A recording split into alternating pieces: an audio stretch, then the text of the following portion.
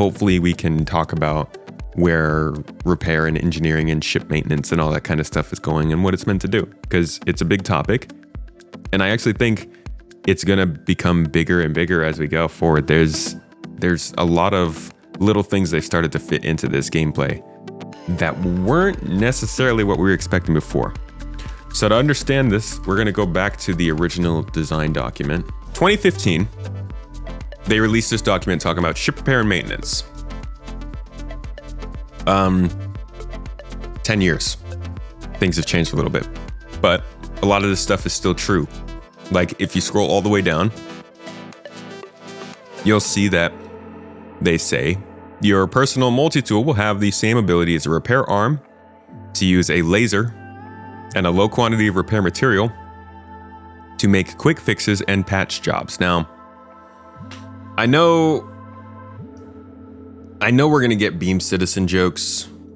Well, I mean, we already do. Like, you guys you can do this in the game already. And I know there's like a whole thing about people not liking beams, but I think that if they didn't do beams, this whole process would just be so much longer. And part of what I like about the idea of using beams is that you can have the beams be taking a part of the gameplay.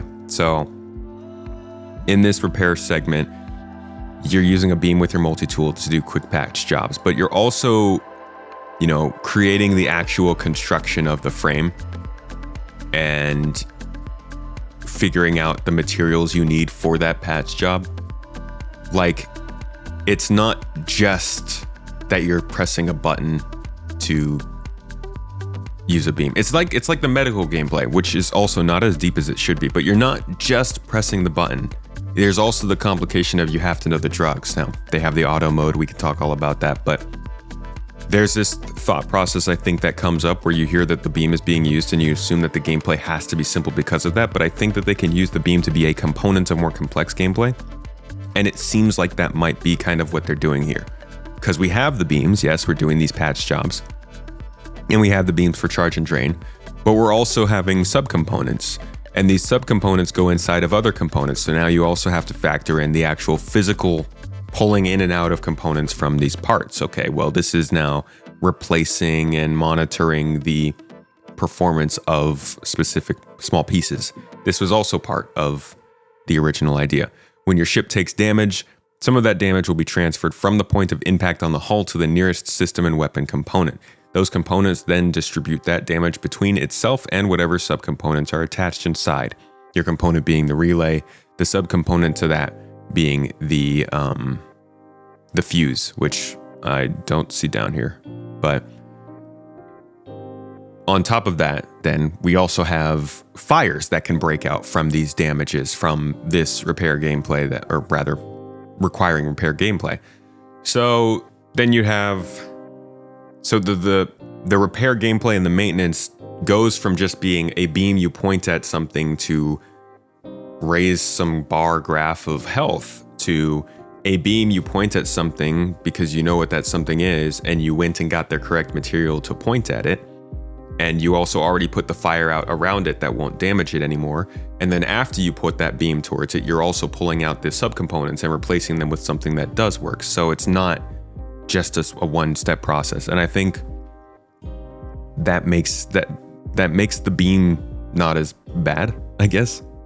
Is that a saying? The beam's not as bad. Just wish there were more cool little mini games for repairing internals. Agreed. I think we will get that. Like, we can see here that a lot of the repair is supposed to be based on assessing the damage that you're seeing, figuring out what specifically needs to be used, looking at the materials that you have on hand and what needs to be applied. I don't think it's going to be as detailed as what they're laying out here, but this does fall in line with what they're explaining with Maelstrom. So I think there's going to be some mini game type activities that you're doing during repair. It's just that right now we have just the multi-tool really to use in the SRT. But generally, I think repair gameplay is going to be very heavily based around what we're already seeing, which is pulling up materials with your gun and then spraying them out onto your ship, but also eventually component replacement, subcomponent replacement, component repair, and maybe possibly something that has to do with frame reconstruction. So we can go from here to engineering. They didn't have one of these for engineering, at least not on these design panels. But the ship maintenance and repair kind of gets you halfway there. Actually, now that I think of it, there might be a really old document. Okay, not engineering, but we've got engineering. So I've had people come at me telling me the age-old, CIG's changing the game. CIG, what are you doing? You don't know the design of your own game. Why are you making all of these changes? My favorite, all of the sudden, when there's like a 10-year-old document, 12-year-old document explaining how they want ships to work. Now, I'm not saying that you should not be unhappy about this. Like, it's within your right to not have known this is happening and be unhappy that things like this are happening. But anybody who's blaming CIG for this change is, I think, misdirecting their angst. So this is something that they've planned from the beginning, and the idea behind it is literally just that a ship is supposed to be multiple pieces. It's not just one thing and you fly that around and customize it. It's supposed to be a chassis made up of parts that you can customize and improve. And they explain that here. Ships are the heart of Star Citizen. Your personal ship will be the heart of your Star Citizen experience. It'll be your home, your mode of transportation, your line of defense against pirates, Vandal raiders, and the dangers of vacuum itself. And what's more, it will be an expression of your personal style and gameplay preferences. To accomplish this, we spent a lot of time drilling down from the initial ship document that we released during the crowdfunding campaign. We've been working out what makes up a ship, how ships can be upgraded, and how they balance against each other. There's still a lot of work to do, but we're far enough along that we wanted to give you a glimpse into how these systems work. There's still a lot of work to do, they said 12 years ago.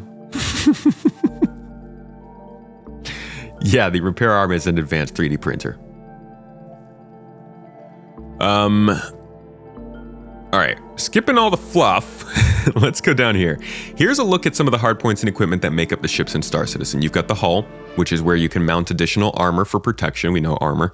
Power plant, which supplies the power. Avionics, which is the brain of the ship. The avionics calculate the advanced math required for the maneuvering thrusters, track and identify targets, and automatically route power and ensure functional life support. It is unique among systems in that it can also be upgraded with additional systems as ITTS, better turret AI, and a myriad of other options. So here are your AI blades. Big one. Avionics, you might see those around your ship sometimes. I think they also call it the computer. So if you see a computer component, I believe that's the same as avionics. But this is what's going to be our AI blades that allow us to get turret AI, and I don't know, other things, maybe. Would be cool if we could design our own ship, but I imagine that'd be a nightmare to include. That'd be freaking wild. The game would be so wild. Afterburners, also known as boost now, gives a significant boost to thrust at the cost of expelling fuel inefficiently. Shield generators protecting the shield, intake scooping up hydrogen fuel, fuel tank holding your hydrogen fuel, maneuvering thrusters moving you around, main thrusters moving you around, miscellaneous. These are your weapon batteries to assist with the recharge function of energy weapons, ammo racks to store more ballistic ammunition, cooling systems to purge heat load, devices to hard your cargo, and the list goes on. And you got your weapons. So, components as of 12 years ago, obviously things can change, but you get the idea. Resource management. So this is like, you guys, we recognize all this. This is the basis of engineering. We're not talking about stars. We're looking at the space your ship has for upgrades. In this sense, space comes in two flavors. First, the ship must have appropriate hard points on an item, and second, the hard point must have the capacity for the item.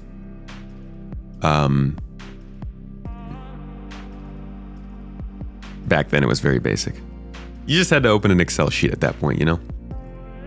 I think I don't want to say that this is something that everybody should base their expectations of the game on, but I always like going back and looking at these really old pieces and seeing what has or has not changed. All right, so your power plants are the beating heart. Consuming power generates heat that can be dispersed through the ship.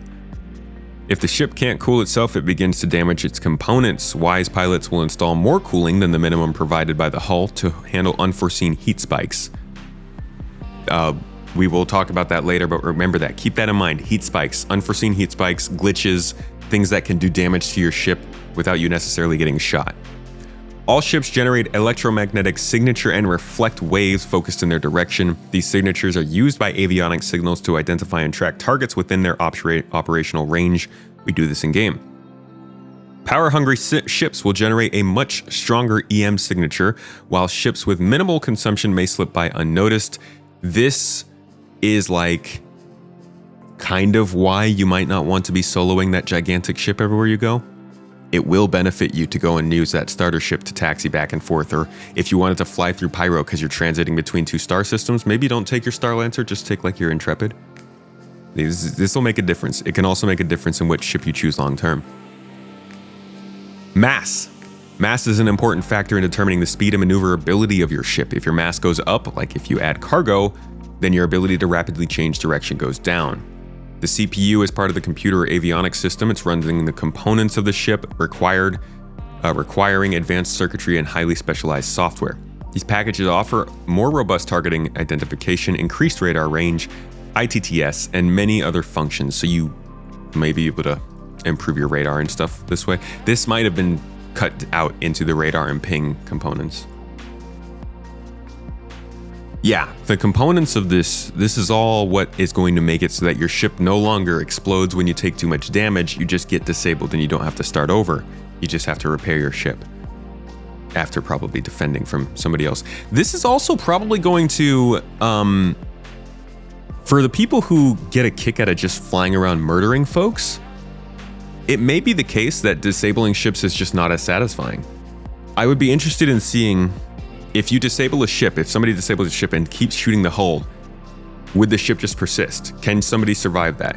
Because if every person who wants to actually get a kill when they're running around murder hoboing has to get their undersuit, get out of their ship, equip themselves, put themselves at risk, EVA on board, find the person on their ship, and then shoot them to kill them, this could hugely decrease the amount of people who are just player killing for no reason.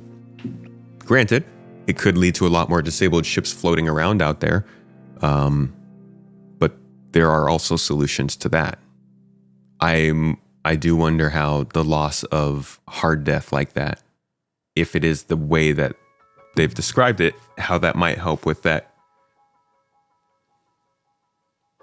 What's it called?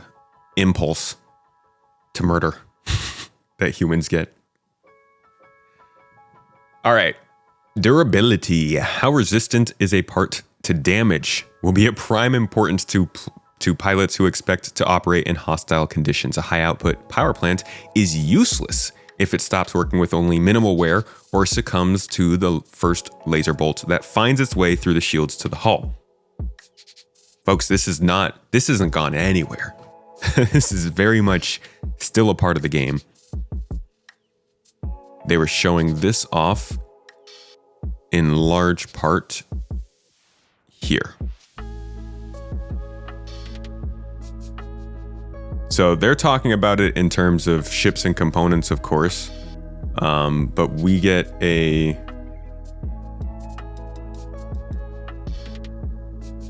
look at this wear and tear system at CitizenCon 2023 here. You can see how things don't work if you let them get too bad. Gemini pistol in the little window and a worn one in the big window. And you can see the visual effects. It's belching out smoke here because it's very worn, right? It's telling you, it's time to get this one changed. And you should be able to hear the audio as well. It's get growlier.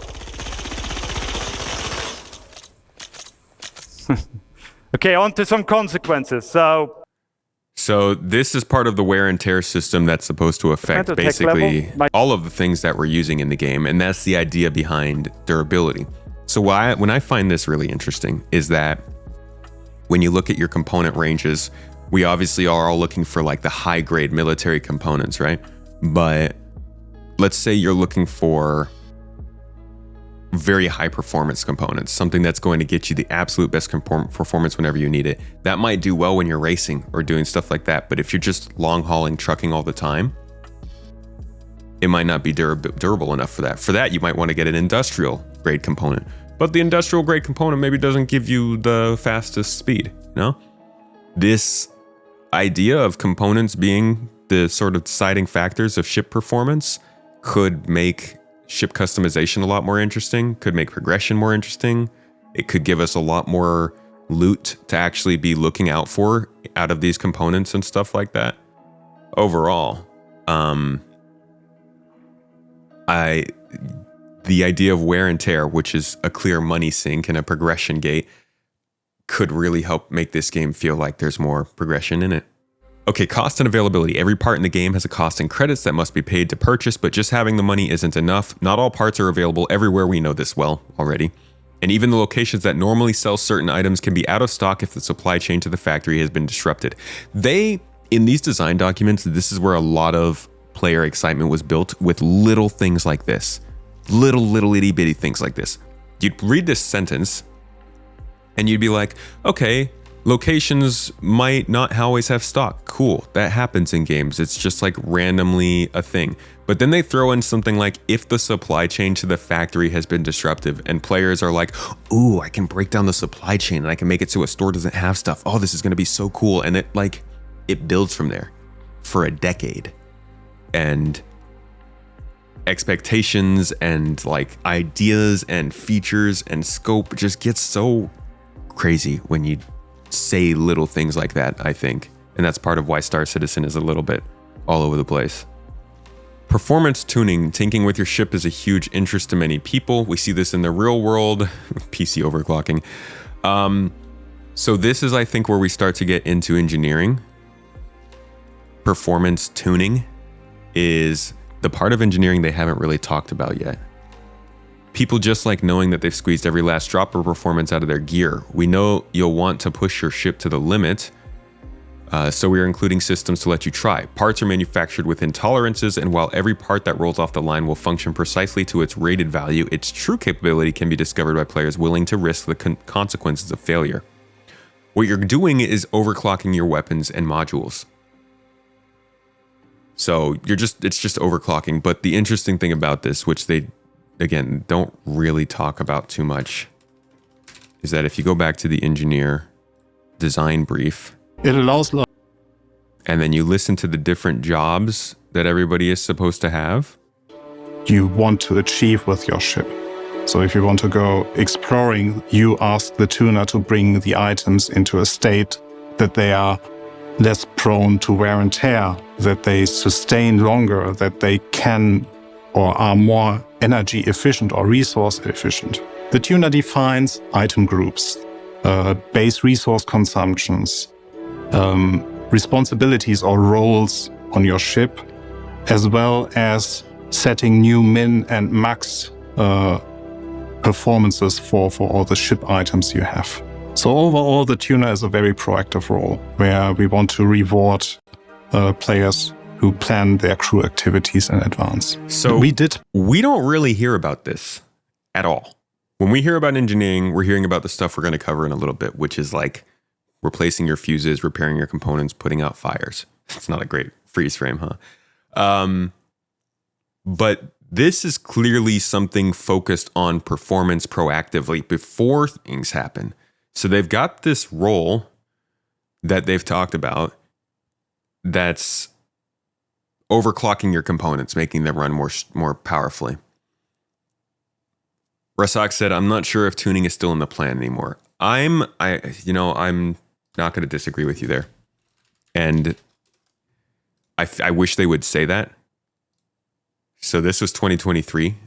And then we got the update on engineering, I think in, I want to say 2024, early 2024. I don't think they ever specifically came out and said they're not doing it anymore. So yeah, it was till 2023 they were saying this stuff. Fault balancing. But then there's what the tuner does, what the mechanic does to increase those chances on either side and stuff, and how those combine. It's like this person, the attacker has upgraded their ability to QED, but the cargo person has upgraded their ability to resist, and you got rock versus rock here in the thing. So it's a unique challenge, and I'm excited to see it play out as the work of the EUPU feature team comes to completion, and then it gets handed over to folks of the gameplay team. So yeah, I brought that back. Tuning is something the owner of the ship will mostly do, not really a role. I mean, everything in the game is something the owner of the ship can do. These are all just pieces of gameplay that fit in. Tuner is overclocking. And whether the pilot does it or whoever might do it, it offers the ability to proactively prepare your ship through engineering gameplay, which I think was important. But like Razak said, it might not even be there anymore. That's the performance tuning. We've still got the item quality, what we've kind of talked about, which is that wear and tear and the idea that things will break down over time. That's what this video is about. We'll watch that in a second. Testing your equipment, legality. What is this? Many of the best ship parts are strictly limited to citizens of the UEE, and others are completely forbidden. Pilots who choose to flout the rules in UEE space will be fined, have their contraband confiscated, or possibly be engaged by the advocacy. Huh. Some ship parts are limited to citizens of the UEE. Okay. Pipes is what, this is the resource network. They just renamed it from pipes. So this is what makes everything able to connect all of your stuff together. Your power, your heat, even data is supposed to be in a pipe. So data transferring, that's why you're basically, anything that you hack in a ship is meant to work with this system. So you hack into a ship, you should be able to control like life support and power and avionics and data and stuff like that to some extent.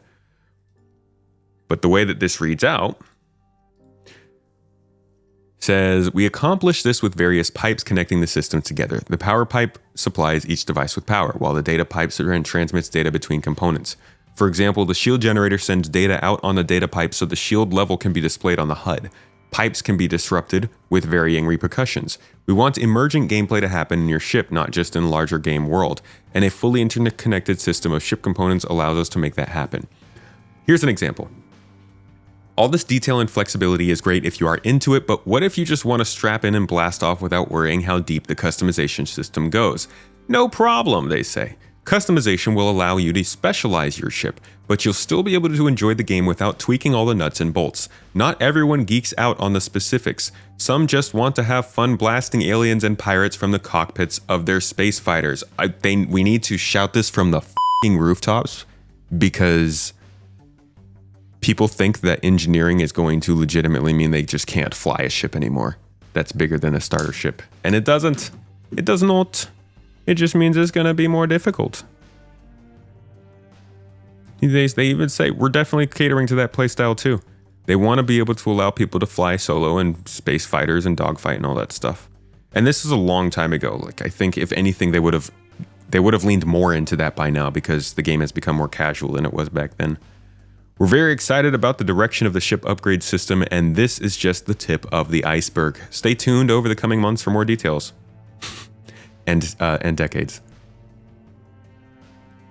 So that's the deep look into engineering and maintenance back then. Now we're going to take a look at what they're saying about it here, now that it is literally working in the game environment. It's not just design, it's not just R&D or prototyping. This is full-on engineering gameplay as they've delivered it, now that they've sat in the meetings and banged their heads against the actual code and figured out what they can and can't do. This is their first iteration. Let's take another look. Having meaningful multi-crew gameplay, which means that it really makes sense to have multiple people running around on your ship, and that wouldn't be possible without the resource network.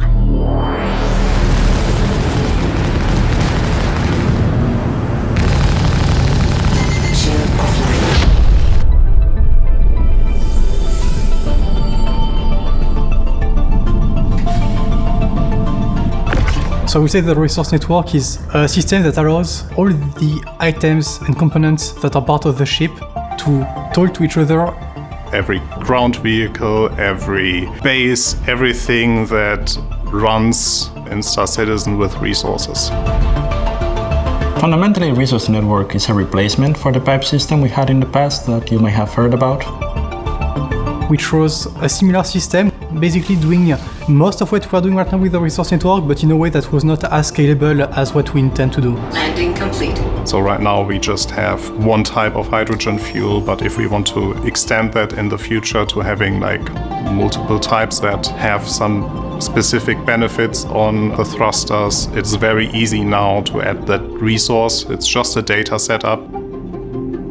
So Resource Network is the underlying technology for the system to work, and engineering is the gameplay we intend to have on top of this technology so that players may experience it. Your ship flies because, the thrusters get fueled, the power Something plant. that's actually pretty fun to remember during this, and we've seen this with like the handyman missions coming in, is that all of the stuff they talk about here will apply to space stations and outposts as well. So this is not just a spaceship focused change. This is a new segment of gameplay for Star Citizen across the board. And I think it's introducing a new currency as well in fuses. Those are going to be incredibly valuable and useful, and people are going to want them a lot. So, well, maybe not valuable, but like abundant. So I think that this engineering change goes far beyond just multi-crew gameplay on ships. And this is very much a full game change going forward. Output power that the weapons and the sails and also the thrusters use. Engineering is all about both maximizing the use you get out of the Resource Network and also 12 wing, I smoke weed, dude. getting the Resource Network itself going so that you're not dead in the water. It's all things that players will be able to interact with. They will have to dedicate roles in their ships so that crew members are assigned to fixing those issues, and they can encounter more dynamic situations that will not happen in the previous systems. The goal right now is to have all the components on the ship being physicalized. That means that the things that will take damage will be the components. That then means that those components are reasons to the failure of your ship.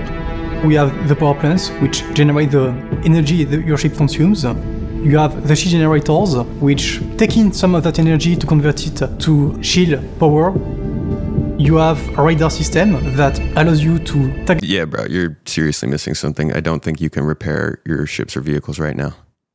The signatures of ships So around we can you. move on. You have coolers that generate a coolant resource. Hot tip, I just learned from, I think it was Red's Resort, the coolers don't do anything, so you can just take them out of your ship right now. It is all the weapons that you have, it's the quantum drive, but there are also new components that will be added to the mix, and that is the relay with its fuses. Then there's the life support generator. The biggest thing we are aiming for is switching from your health pool of the bespoke ship to just moving that completely over to the physicalized component. So damaging the component is... So this is the soft death part, or the hard death going away part. damaging your ship. I think this is the part where the biggest change for the players happen, because there the gameplay of repair comes in, and then you can revitalize your ship. So you can actually use your formerly dead in the water ship after exchanging or repairing the components.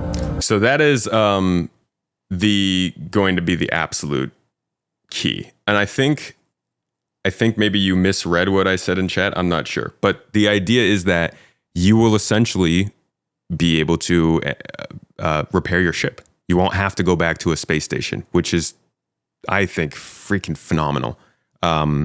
A lot of people see this change as something that's going to cause more work and trouble for you as a player, but this is actually going to give us the ability to do the small repairs that we would need to do if we were out running bounties or doing mercenary missions or something, and then didn't want to go back to a space station to do that. I think it's a really crucial change that gives more power to the players to stop having to depend on game services that might not even work, because sometimes the space stations don't even repair your ship when you press the button.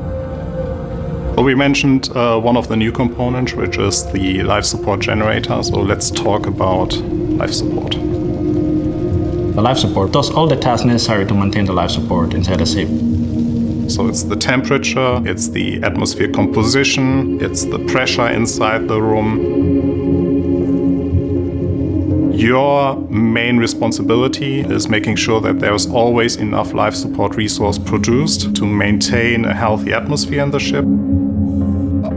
So making sure that all the CO2 that you breathe out... Wait. Sorry, y'all. I've got to do it. I've got that sound. Oh, Star Citizen. Is actually converted into O2 again.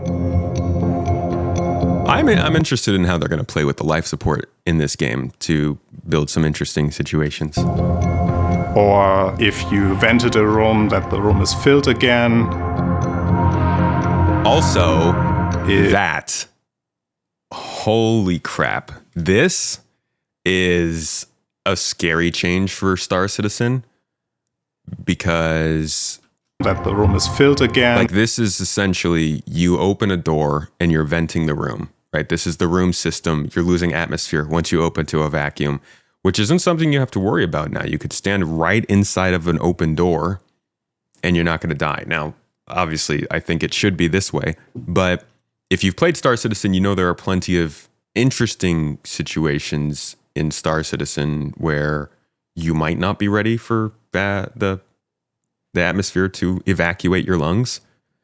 And I do wonder if this is how, I guess this might be part of the redoing of all the ships for this system, is making sure they all have functional pressure gates and airlocks and everything to avoid a lot of accidents, because this is going to be a big change.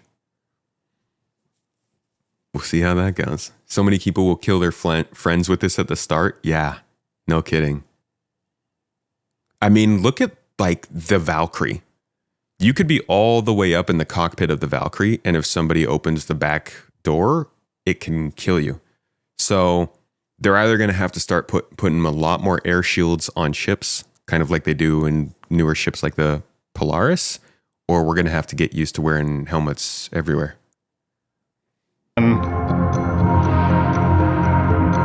If your room is getting too hot, it's cooled down again. So it's all about managing this resource inside the rooms. And as already mentioned in the previous episodes, its life support management is also a good way to counter fire. Another aspect the players have to counter or react to is misfires on components. Misfires are something that is already in the game in some form. Thruster charges, seal generator failure, stuff like that. We're just expanding it a bit, and pretty much the idea is that, items that are damaged, that are too hot, or that, for example, are very old. Okay, we talked about this. Items that are too hot. They're talking about you, Echo. We talked about this somewhere here, and I told you guys to remember it, but I don't, because I'm dumb, and I don't listen to my own advice. But I said, remember something here about taking damage, right? And things just like not working. Consuming power, generating heat. If the ship can't cool, it'll take damage to its components. Unforeseen heat spikes. Yeah, stuff like that. That's what they're talking about here. These are the sort of damages and misfires that are going to happen if your components take a lot of damage or wear. Any downside to having ships always vented as long as everyone is wearing a helmet? No, I don't think so. I guess security, and if you turn off your life support system, then you're not wasting resources. So no, like I'm betting a lot of people will fly around in their ships with no gravity and no life support. They'll just go like the Expanse does, because that'll save you power. It's going to save you, like turning off gravity in all of the spaceships is probably going to be a huge meta move, because that definitely is going to save you power. Turning off life support will probably help you in battle, because not only does it save you power, but your ship might get shot through, so you got to have helmets on anyways. You You could probably do with turning lights off. Like, there are going to be strategies, I think, to going into battle in this game and the power balancing and all of that stuff.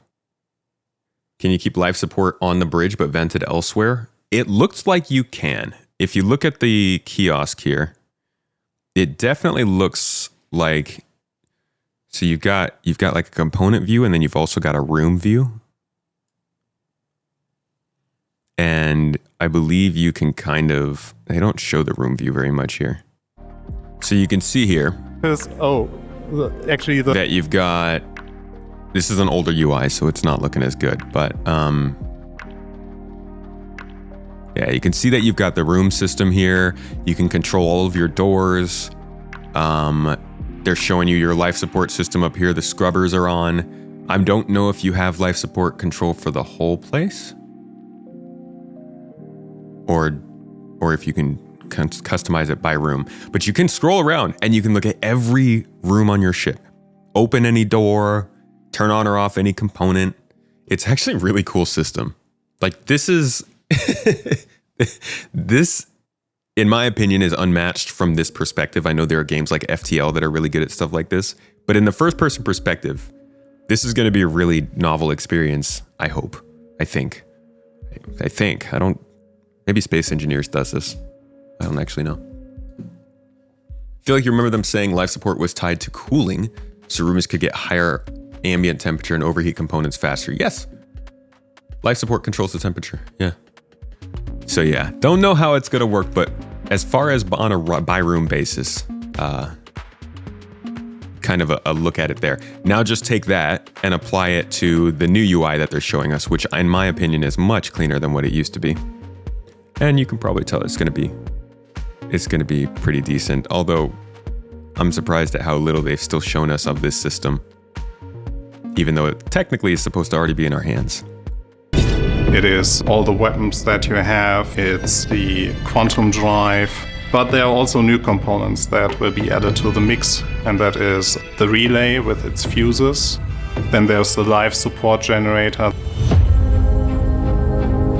The biggest thing we are aiming for is switching from your health pool of the bespoke ship to just moving that completely over to the physicalized component. So damaging the component is damaging your ship.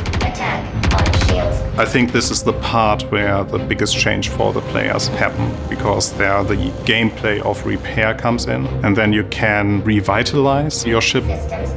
So you can actually use your formerly dead in the water ship after exchanging or repairing the components. So we mentioned one of the new components, which is the life support generator. So let's talk about life support.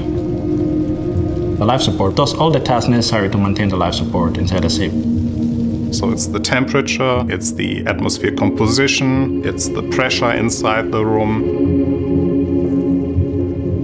Your main responsibility is making sure that there's always enough for the record, what they're showing here inside is that the door is open and he's getting exterior temperature. So this wouldn't happen in the current build of the game. In the current build of the game, you'd have the ship's interior temperature. Inside the room. Your main responsibility is making sure that there's always enough life support resource produced to maintain a healthy atmosphere in the ship. So making sure that all the CO2 that you breathe out is actually converted into O2 again. Or if you vented a room, that the room is filled again. If your room is getting too hot, it's cooled down again. Yeah, he is saying by room, so. Again, so it's all about managing this resource inside the rooms. And as already mentioned in the previous episodes, it's life support management is also a good way to counter fire. Another aspect the players have to counter or react to is misfires on components. See, that's the part where I would die because I don't have my helmet on at that at that stage. Jay asked a good question in chat. He said, if health is going entirely over to components, will your hull and wings and stuff still be able to be shut off? And will you be able to repair that by hand or go to a station? So it's not going entirely to components, just mostly. You can still get hull damage, and specifically that'll be important because we're going to get armor in the game. Certain ships have different types of armor. Military ships obviously have more robust armor. Touring ships are going to be really light. So your hull will still be a part of the calculation, just not the whole thing. And that does bear the question, at what point does a ship blow up? Because you can still blow up a ship by certain types of applications of damage and by applying too much damage to the power plant.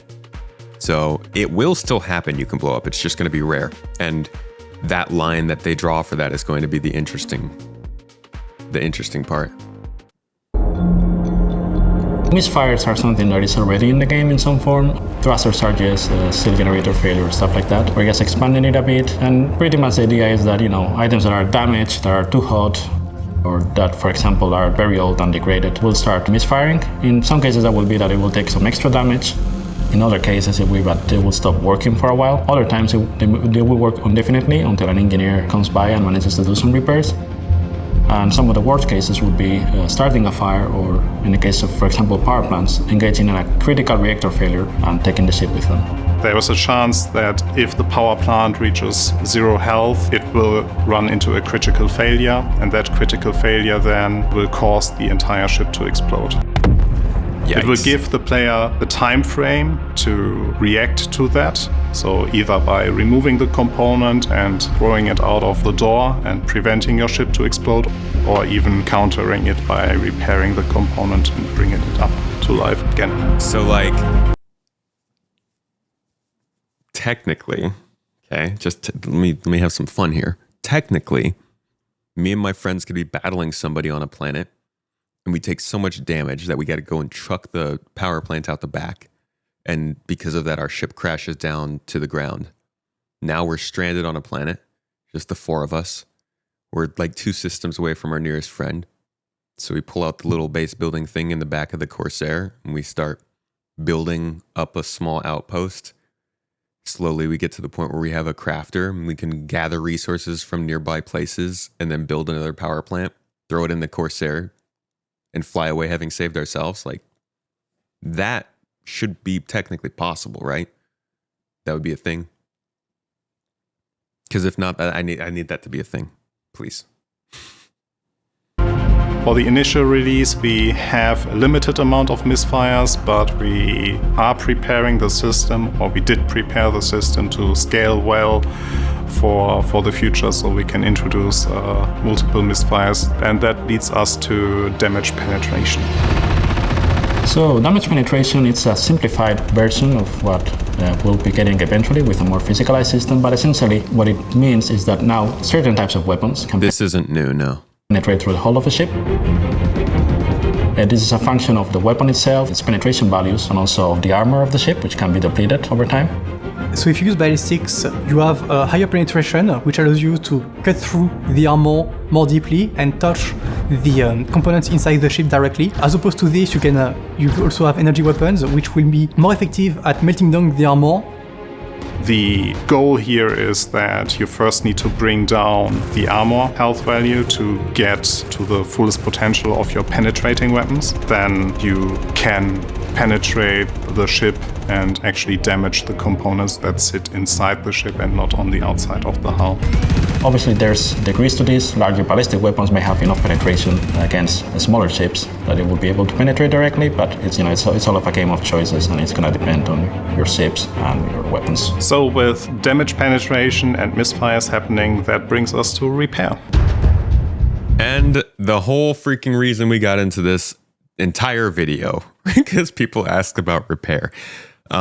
Overall, though, I think these are big changes. Engineering is a huge change to this game. It's going to be interesting to see how the discussion around the game changes with it, because as you know, like, we're all looking at this right now, but the majority of people are going to get caught off guard by this. At least when it starts dropping into PTU and they start seeing the new gameplay and videos, people are going to get caught off guard by this, and I'm wondering how it will be taken. Because there's positives and negatives to this gameplay for any, like, depending on how you look at it, but generally it's the negatives that get highlighted more. As your fight progresses and components take damage in your ship, it becomes the duty of some of your crew members to first investigate what are the issues caused by battle damage and go there to physically replace the parts in your ship. So you have your multi-tool, so you have the salvage and repair, and the repair part of it also affects now ship components, precisely like what you see in the Arena Commander mode. You will be able to repair items that were fully destroyed. You will not be able to repair the item to its fullest, so you cannot repair an item that got fully destroyed to 100% health again. So to repair your ship components to the fullest, you actually have to bring them to the shop again and do a station repair. Or if you did think ahead and brought spare items with you, you can simply exchange them to pristine new ones. But with the caveat, it only works, just as a reminder, for size 1 and size 2 components. Size 3 and above cannot be exchanged using the tractor beam detach and attach mode. So now that we looked at what your responsibilities are in the physical space running around in your ship, let's take a look at what you do on the virtual part, which is power management and analysis of your ship on the engineering screen. So the first thing that you will see is the 3D view of your ship that highlights the location of all the ship components and how they are actually connected, where the relay positions are, what's the status of the relays are. You will see the holograms of each component. As you can see, they have different colors. What they are representing is the overall state of the item. So an item that is very damaged, or it's on fire, or it's not getting enough power will be in a critical state. Items that are less damaged are receiving only partial resources or are going through a misfire. We have moderate colors. And items that are otherwise fine will have the functional or blue colors. The biggest change that happened to the engineering UI screen is basically the power management part of it. We moved away completely from slider control for every individual item. Yeah, this makes a lot of sense. The triangle was a very weird solution. I know it still kind of works like a triangle because you still have the same basic 3 main things here. But geez, this is so much better than what they were trying to do before. Is indicator now for fuel. This is not relevant for the initial release, but it will be relevant for the future. Next to it, you see the power plant. The power plant segments gives you an idea of how many power segments you can distribute to the ship items. And on the right of each of the power bars, you can generally see the temperature bar. If it goes into overheating, the item will stop both consuming or producing, and it will be completely inoperable until it cools down again. So that means that assigning power to your coolers in advance is probably a good idea if you are going into a fight. All the items on your ship generate heat, so this is where you can see the amount of heat that each item has accumulated, and you can see the amount of coolant that you are producing and whether or not you are also running a deficit. So what you want to do is put as much power as you can into the coolers until your items do not overheat, but do not assign more resources than necessary because you are running a limited pool of resources. The same applies to the life support generators. So you have to make sure that you produce enough life support resource that the demand is fulfilled in your ship. If your demand isn't fulfilled, it will cause some failures. There's also a notifications panel. Here the main warnings about the state of the ship will be displayed. If an item, as long as it doesn't show me Discord messages, is damaged, doesn't get enough power, or is misfiring, it will create a warning. You will be able to see it as a notification. Take a look at it, go to the item, or just remove it. So you have an option that allows you to basically log the controls so that you or the pilot, which has access to the MFD, which shares some of the power management functionality, do not conflict with your controls. So by locking this, you are able to override the MFD settings to only have it being authoritative from the engineering station. you are able to take the power assignment you have at a given time and save it locally on your computer, meaning that when you fly again with the ship, or even if it's not your ship but somebody else's ship, you can quickly apply your presets. This is very useful in the middle of combat. And you can quickly switch to a combat preset where you will give, for example, more power to shields, weapons, and thrusters. Or at the same time, you may want to have some nap mode preset where you reduce the power to everything and just put it on the bare minimum so there's no degradation or misfires related to power use. So you can set a preset on your ship and then jump on somebody else's ship and load it up? Indeed, your presets are stored locally, so as long as you have access to the screen and you're using the same ship, you can apply a preset. Obviously, if the components have changed or the ship has a different loadout, the preset might not apply perfectly and you might need to adjust it. But it gives you a quick baseline on how your power is assigned. These are just straight up quality of life kind of things. I mean, these are the things I would want this feature to release with, obviously. But it's definitely the kind of stuff that, like, we've gotten operator modes before. This is essentially an operator mode, the engineering panel. It's the power management screen is one of the things that you can, well, I guess it's not an operator mode. It's an MFD screen. But we've had different types of ship functionality where you would not get things like the ability to lock out other people from affecting your controls. Look at the Carrack. It was hard to figure out who had control over flying the Carrack when it first came out. So something like that, something like being able to save the presets on your computer and use them in different ships, those are nice quality of life that make this a lot better. And it's going to make people who are doing this for orgs probably be able to do it a lot more cleanly. Overall, this system is pretty cool. They haven't even talked about batteries yet, but batteries are also going to be pretty important because we can actually charge those and carry and transfer power as we please. And I'm wondering if charged batteries will be something we can trade and buy. We hope that with these changes, players will have more varied opportunities to experience the game.